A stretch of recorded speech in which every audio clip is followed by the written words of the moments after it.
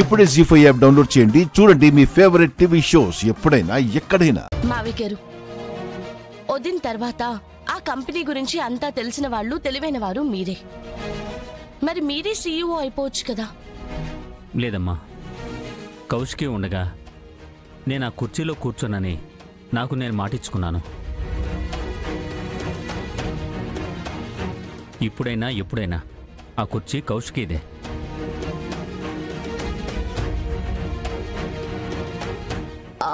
సరే మావయ్య, అయితే నేను సీఈఓ అవుతా.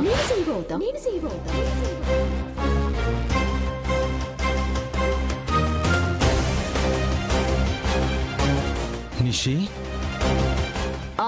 నిషిని. అయితే ఏంటి? ఆయన వద్దన్నారు, మావయ్య గారు కూర్చోను అన్నారు. ఇక నెక్స్ట్ హక్కుంది నాకే కదా.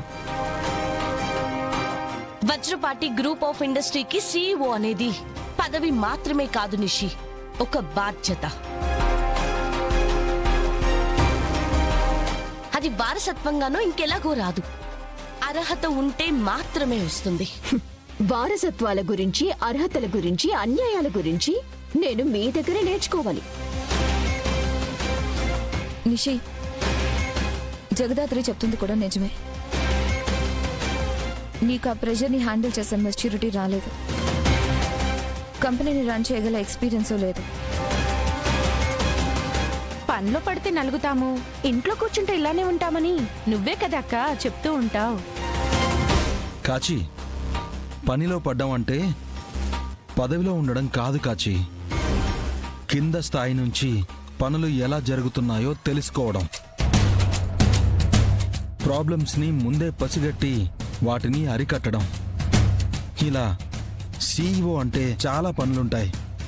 అమ్మి, నా పేరు మీదున్న షేర్స్ కాచి, బూచి, యువరాజు, మీ బాబాయి అందరి మీదున్న షేర్స్లు పెట్టుకుని మేం కూడా మీటింగ్ లో కూర్చుని నిషిక పేరునే చెప్తాము.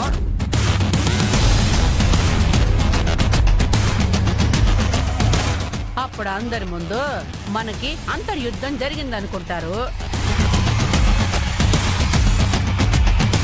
అప్పుడు పోయేది కంపెనీ పరువే కదా. అది కాదు పిన్ని, నేను చెప్పేది. ఏమనుకోకమ్మి,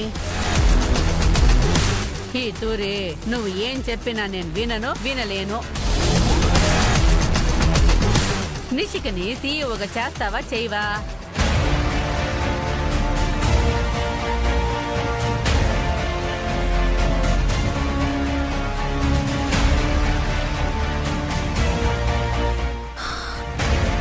సరే పిన్ని.